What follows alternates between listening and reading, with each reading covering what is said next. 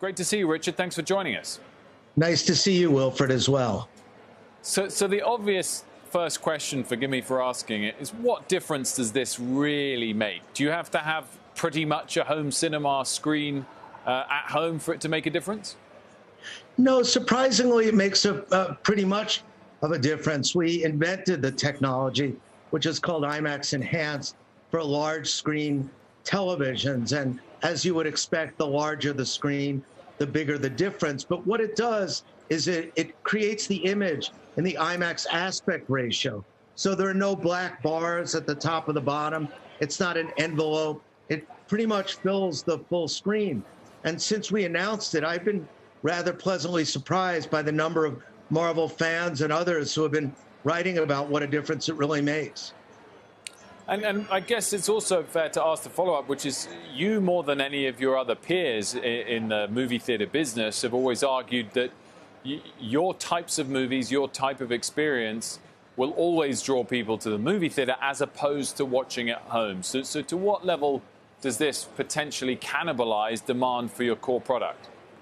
Yeah, I don't think to any level it does. I think the fact you get a unique experience in an IMAX theater, unrivaled in the world. Our box office numbers have been, really great, better than pre-pandemic. Our October was 50% better than our best October ever. But I think these movies have a life after the theater. And a number of the fans, and particularly the filmmakers who love working in IMAX, said, gee, all that work we've done, the special cameras, the special aspect ratio, how can we make that flow through to ancillary windows? And we're trying to address that demand. And as I said, I think successfully, there's a lot of positive reaction to it. Richard, it's Morgan. I mean, streaming is where everybody in media sort of has to be in some form or fashion right now, but it's such a tough nut to crack when it comes to profitability. So what does this actual partnership entail? How do you make money off of it? Or is it more of a marketing situation? No, well, we've agreed not to disclose the financial details at this time. But over time, remember, it's not exclusive. Mm-hmm. So this is a big launch for IMAX in the streaming world, meaning that, the potential is broader than this, this one agreement for this size. And the model over time is similar to our theatrical model, where we'll get some kind of a license fee from the streaming service, as well as a license fee from the consumer electronic manufacturer.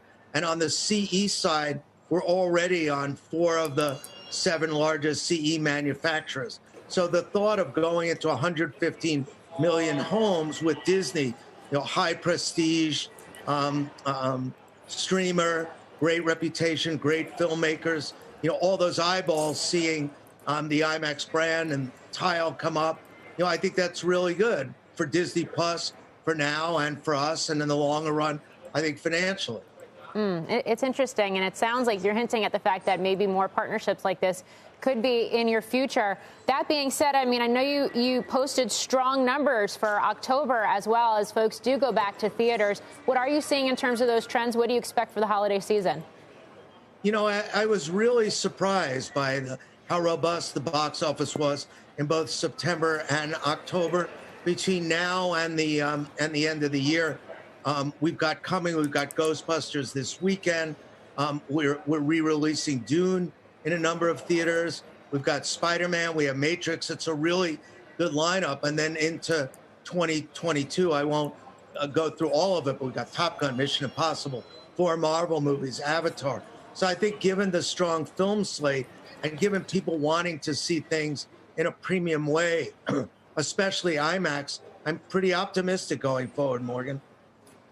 That headline, Richard, that you shared about the best October ever certainly grabbed me. And I guess just to follow up on that, I wondered to what extent it's been driven more by pricing than by volumes, and also how the performance is relative to that previous October record in 2013 on a sort of revenue per screen basis, because obviously you have a lot more screens than your previous record October in 2013.